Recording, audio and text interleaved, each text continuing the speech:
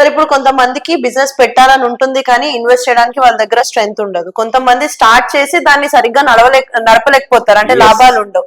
So ఇలాంటి వాళ్ళకి ఎలాంటి మేనిఫెస్ట్ చేయాలంటారు? బిజినెస్ పెట్టాలి అనుకున్నప్పుడు మొదటి మెట్టు స్టార్ట్ అవుతుందండి. వాళ్ళ దగ్గర డబ్బు ఉండాల్సిన అవసరం లేదు. బిజినెస్ పెట్టాలని నువ్వు అనుకున్న ఈ సబ్జెక్ట్ రూల్ ఏంటి? నువ్వు నమ్ముకో, నీకేం కావాలో బలంగా అనుకో, అంటే ఊహించుకో, పొందబడతావు అంతే. బిజినెస్ పెట్టాలి అనుకున్నప్పుడే దాని మార్గాలు సృష్టించి రెడీగా ఉన్నాయి. నువ్వు అనుకున్నప్పుడే ఈ దగ్గరకు రావడానికి రెడీ అయిపోతాయి. అంటే మైండ్ పాజిటివ్ గా, నా దగ్గర డబ్బు లేదే, నేను ఎలా పెట్టగలను, అయ్యంతా నీకు అనవసరం. అయ్యంతా అనవసరం. నీకు డబ్బు ఉండాల్సిన అవసరం లేదు. నువ్వు అనుకోని దాని యొక్క డ్రీమ్, ఆ విజువలైజేషన్ ద్వారా దాన్ని ఆకర్షణ శక్తి ఏర్పరచుకుంటూ ఉన్నావంటే ఆటోమేటిక్ నీకు కావాల్సిందన్నీ సమకూరుతాయి నీ దగ్గరికి.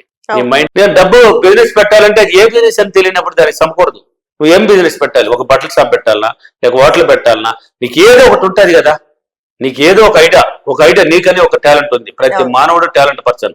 అది ఏ బిజినెస్ అనేది నువ్వు అనుకో. ఫస్ట్ అనుకునేసి దాన్ని ఊహించు, బలంగా ఊహించాలి అని ఒక పిక్చర్ లాగా ఉండాలి.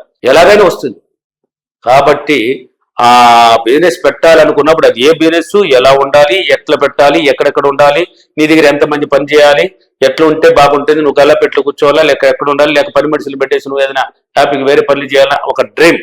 ఎప్పుడైతే పదే విజువలైజేషన్ చేసుకుంటావో ఆ బిజినెస్ సంబంధించిన అన్ని అవకాశాలు నీ ముందరకు వస్తాయి. కొత్త వ్యక్తులు పరిచయం అవుతారు.